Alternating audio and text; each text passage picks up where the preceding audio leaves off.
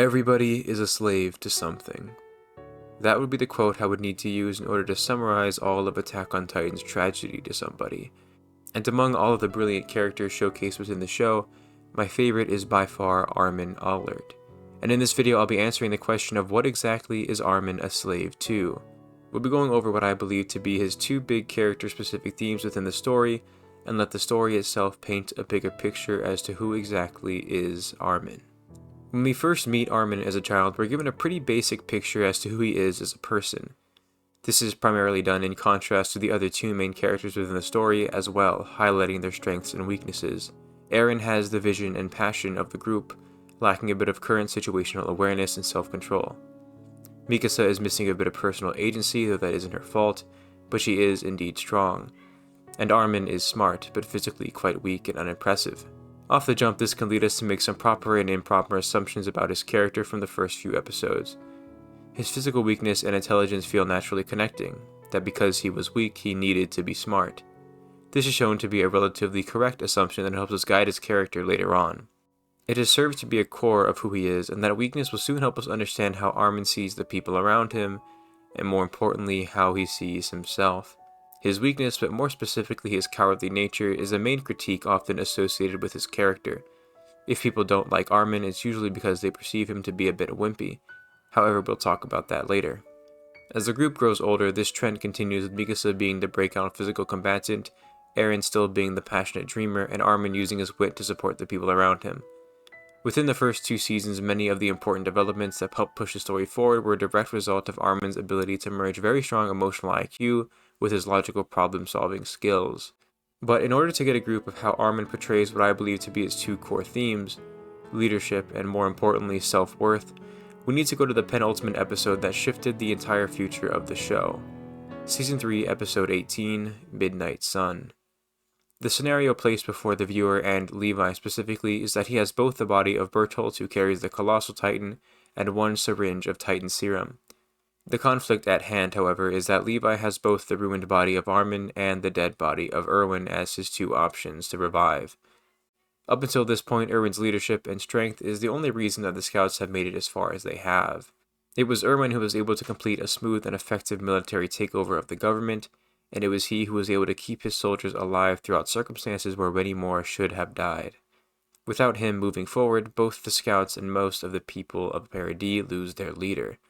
This makes the prospect of reviving Armin simply impossible, because without Commander Erwin, humanity simply cannot envision a world where they beat the Titans.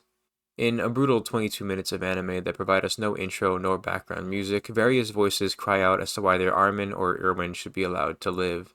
A case for Erwin is given while Mikasa and Eren fight to keep their best friend alive. Eren reminds everyone that Armin is the one who snuffed out Annie as the female Titan, and it was him who drew up the idea to plug the wall with the rock using Eren's untested powers. He figured out how to escape under the cover of night while being pursued, and located Reiner only a bit ago when Reiner was hiding away. And it was Armin that allowed the group to defeat the Colossal Titan. In Eren's own words, the one who's going to save humanity isn't me or the commander, it's Armin. It's important to note that no one in the cast at this moment, regardless on whether or not they want Erwin alive over Armin, ever suggests that Armin isn't worth it. In fact, they are all well aware that losing Armin is such an incredibly heavy blow, not only because he's a friend, but because of his great leadership potential and intellect. Hanji puts it the best in the scene, saying, "It's true that Armin is exceptional, but he doesn't have Erwin's experience and leadership." In other words, Armin is amazing, but he is not Erwin. Because right now, only a devil like Erwin could ever save humanity. It's also important to note the following words that Eren says. He talks about the ocean and Armin's vision for the future, not his own for the first time. The thoughts that live in Eren's mind are full of hate, but the thoughts in Armin's are full of love and peace. This idea of seeing the sea represents freedom from the walls that cage humanity like cattle. The person to spark this fire of seeing the outside world in Eren was Armin in the first place, who shared his book of the outside world with Eren. At this point, Levi then orders everyone away, proclaiming that Erwin will be the one brought back to life. He then thinks back to two separate flashbacks, one of him eavesdropping on the main cast and one of a conversation between Erwin and himself about this exact situation. about Levi needing to make an on-the-fly call on how to use the syringe.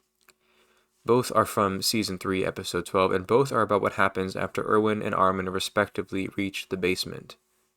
When Levi asks Erwin in Episode 12, "If this dream of yours comes true, what will you do then?" Erwin replies that he does not know. With this thought in mind, Levi looks over his commander's body and prepares to inject him with the Titan serum. As Erwin's life is about to end, he has a flashback to the past. He's recalling himself asking a question in class as a child about how humanity knows for certain there aren't people beyond the walls. And it's this moment that reminds Levi what it is humanity and the Scouts are fighting for. Freedom. Endless, childlike freedom beyond the constraints of a wall. This is where Armin's part of the flashback is important, because Armin sees past the vision of the basement. He sees even beyond the walls itself and out into the sea. That brilliant, endless sea for humanity as a whole, where new life lies. Erwin's vision ended at the basement. Armin's ended beyond the sea itself. And Levi is able to decide that the person that humanity needs going forward is not his commander and friend, but the person who has a vision far greater than just the current objective. Armin. And at the end of Midnight Sun, it's Armin who is pulled free from his Titan form, now as a vessel for the Colossal Titan. This now triggers the major conflict that Armin needs to struggle with and the bridge that lets us explore self-worth in his eyes. Because while he is still alive, there are very large shoes that he is expected to fill whether anyone says it explicitly or not. Erwin was the Scout's visionary, and while Hanji is a strong replacement, she is not the same type of leader that he was. That will need to be Armin's job sometime in the future. Retroactively, it's easy to now note that Armin has always been somewhat of a leader. His wit and creativity is followed readily and has proven itself time and time again. Even without the actual title, Armin finds himself as a leader among his friends pretty quickly. As Season 3 goes on, even into Season 4, we see that this idea is an extremely heavy burden for Armin to bear, because the sentiment Hanji stated in Midnight Sun rings loud in Armin's own head. Armin is great, but he is not Erwin. He needs to live with this idea that everyone in the Scouts sees something Armin does not. They compare him to Erwin, and even though he's thankful to be alive, it hurts to have that type of pressure. However, there's one character trait of Armin that's fully on display for us to see now that hadn't been up in the forefront until recently. You see, Armin's weaknesses that we see early on in the show are cleverly flipped in the episode right before Midnight Sun. Hero. A young Eren approaches Armin crying on the street after getting beat up, asking why he doesn't fight back, and if he's content to lose his whole life. Armin then replies that he doesn't lose, and he isn't losing because he doesn't run away. Armin's weakness retroactively becomes an expression of incredible strength, and under this new light, everything he's done is recontextualized.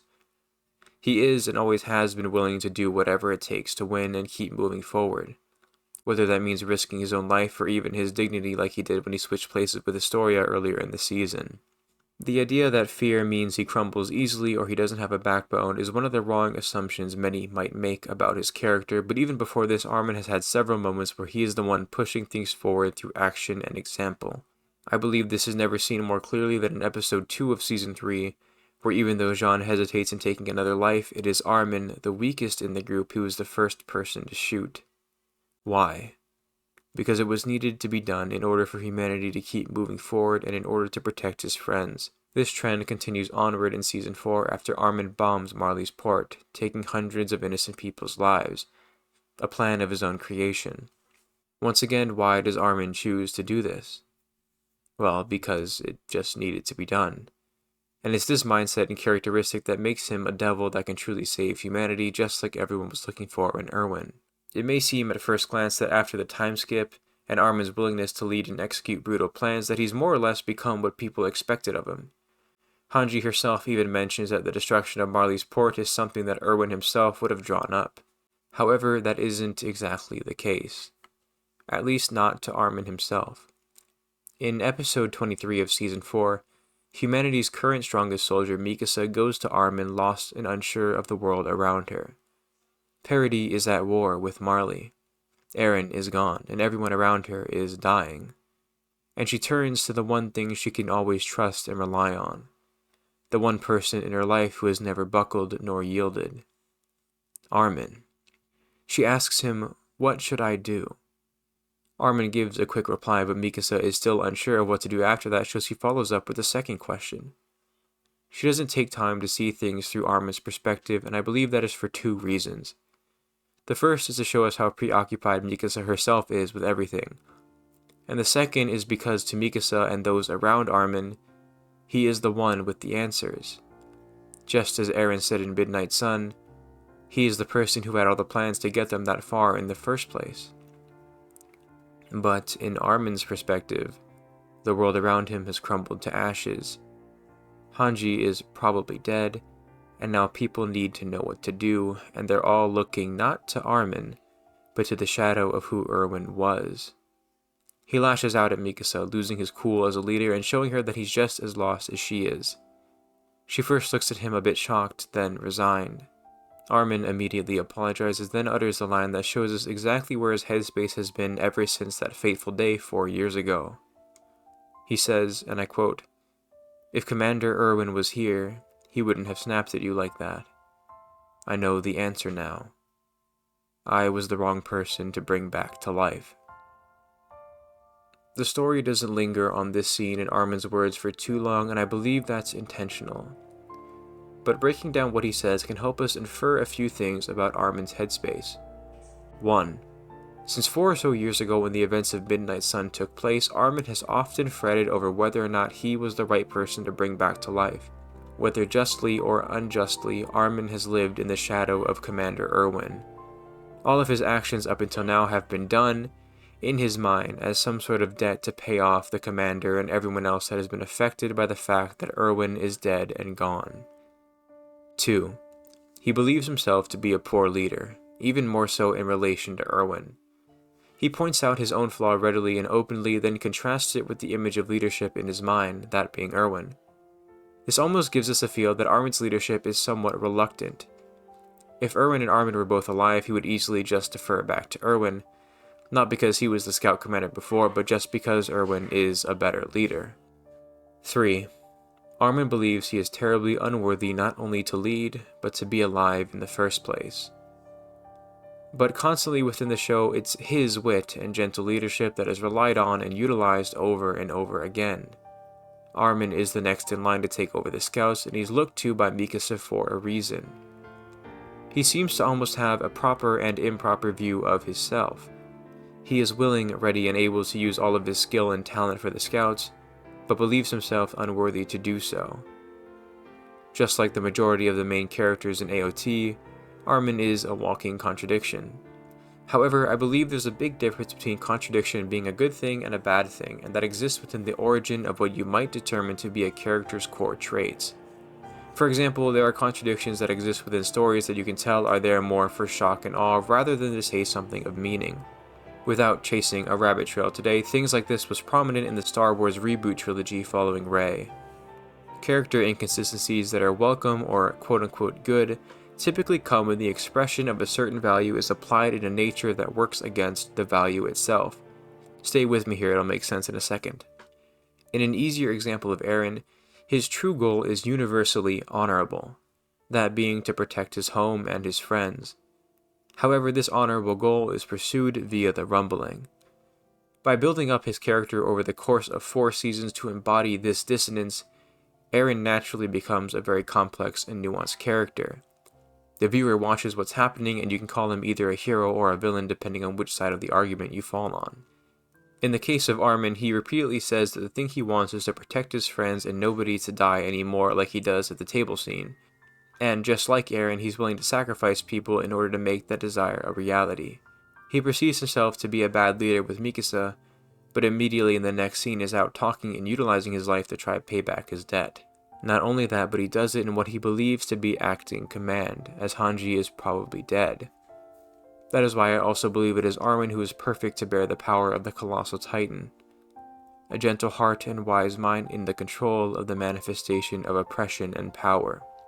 All of these conflicting emotions and actions come to a head in Part 2 of Attack on Titan's finale, and with everything we've talked about on the forefront of your mind, I want you to watch this scene for yourself. You're my body, and won't you do it? You have to move, I'm begging you. If you don't, they'll all be killed. Raina, Peek, Sean, Connie, Mikasa, Annie. Every last one of them is gonna die! Get up, you waste of space! Human garbage! Worthless piece of shit! I hate you! I hate you! And I always have! Because you've never done anything but betray me! The hopes pinned on us, the responsibilities we accepted, the second life we were given! You haven't done a thing with any of it! So get up! How dare you lie here dead! Get up! Get your worthless ass off the ground!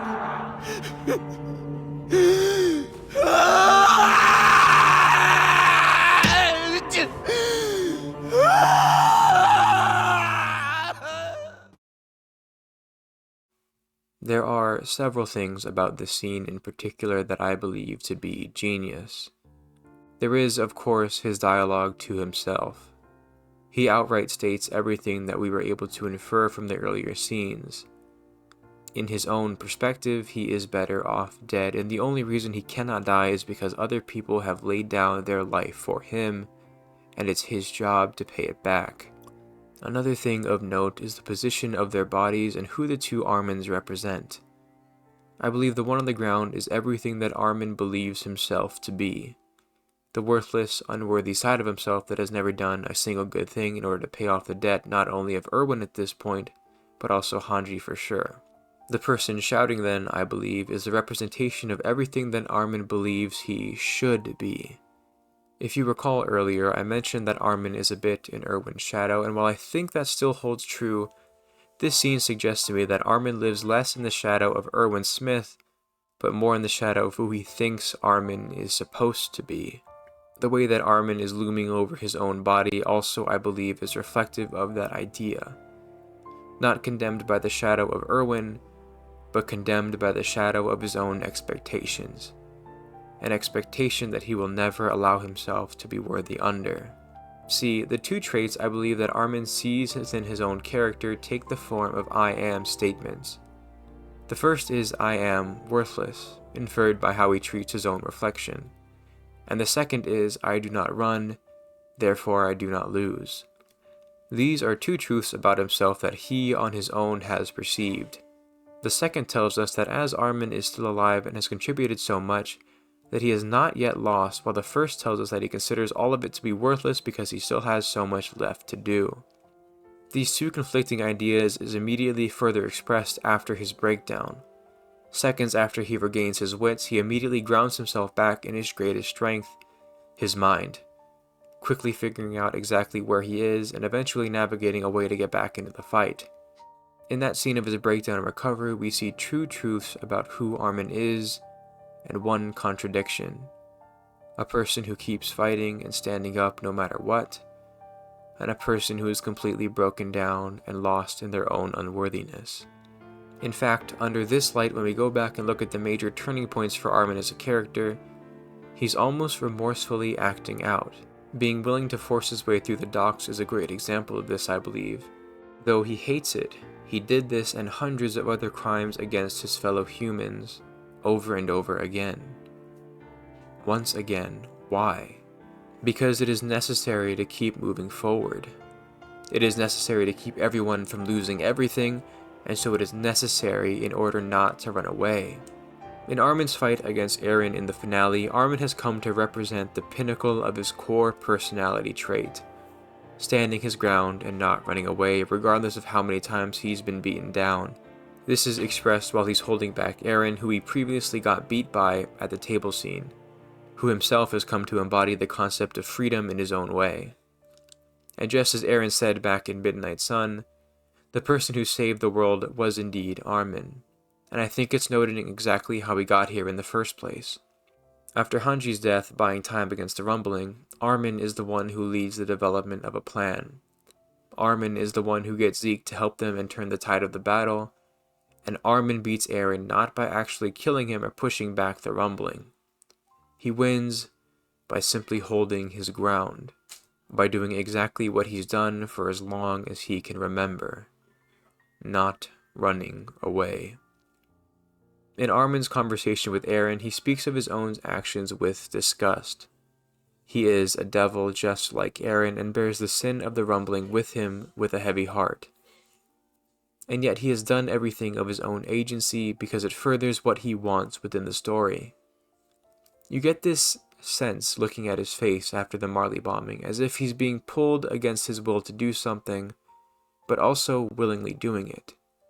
As if chains tow him forward in accordance to who he always was. Someone who never lost because they never gave up. Not on his friends, not on himself, and not on the dream of seeing the endless sea. Almost like he is a slave to the concept of pushing onward. A slave to never giving up, regardless of the pain he's endured, or the hatred he bears for himself. Much in the same way that Aaron is a slave to freedom, and much in the same way that everybody is a slave to something.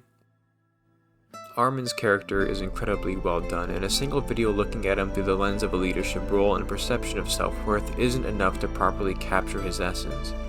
In all of AOT, he is my favorite character, and I wanted this video to touch on exactly why this is. There's so much in AOT to talk about, and for certain there will be an Aaron video in the future, but I'm certain that will take a long time to prepare, write, and edit. I hope this maybe helped you enjoy Armin's character a bit more, or even helped your opinions and feelings about him feel validated. I truly believe AOT is a masterpiece of media that is well deserving of its praise. If you want to see more videos like this, go ahead and cut the nape of that subscribe button. Until next time, keep dreaming. Everyone was a slave to something.